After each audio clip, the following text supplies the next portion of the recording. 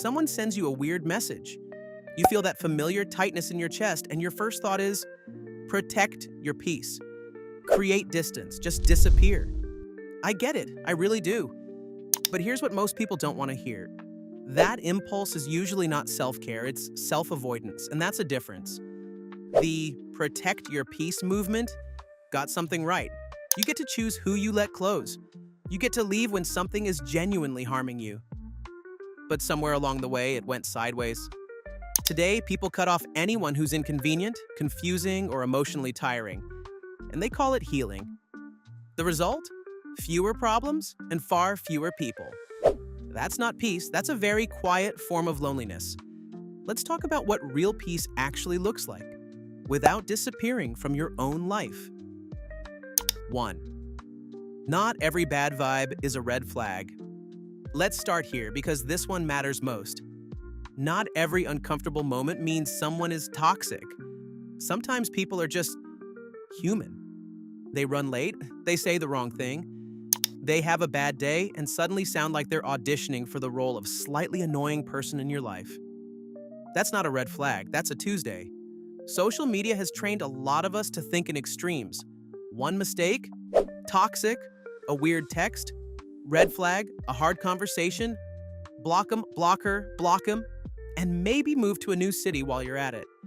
But real relationships are messy. Even people who genuinely care about you can be awkward sometimes, defensive, off. The question isn't, has this person ever annoyed me? The question is this a pattern or just a moment? Because those aren't the same thing. A pattern is data. A moment is weather. You don't move cities just because it rained. And this is where it gets interesting, and because once you understand the difference between a pattern and a moment, setting limits becomes far less dramatic. 2. Boundaries beat disappearing. A lot of people go straight for the emergency exit, but there's a step in between that most people skip. And it's actually far more powerful.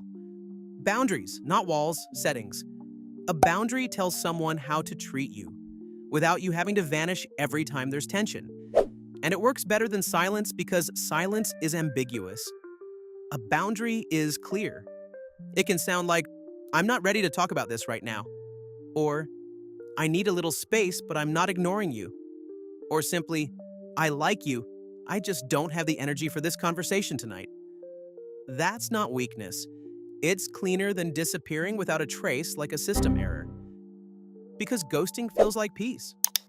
But most of the time, it's just delayed discomfort wearing a quieter outfit.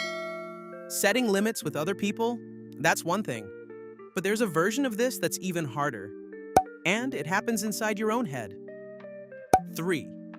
You are not an emotional help desk. Here's a pattern that drains more people than almost anything else. Someone dumps their stress on you. Another person vents. Someone sends a 7-paragraph message because their day was mildly annoying.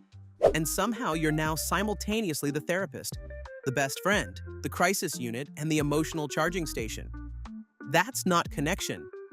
That's extraction. And it goes unnoticed, and because it doesn't look like a problem. It looks like you're just a good person. But there's a limit. Caring is good. Carrying everyone is not. You can be a good friend without absorbing every emotional flood in your orbit. Their stress is real. Your capacity is also real. And when one of them runs empty, you can't help anyone.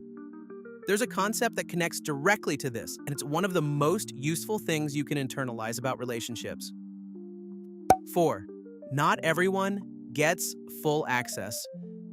Different people get different levels of access. Not everyone is your inner circle. Not everyone deserves your deepest thoughts. Not everyone needs the backstage pass to your life. Think of it like a building with floors. Some people get the lobby, some get the second floor. Only a few make it to the top. That's not cold, that's smart. A lot of people either share too much too fast, and which gives the wrong people too much power, or they shut down completely, which makes real connection impossible. The middle ground is called graduated access. Let people earn it. Give slowly.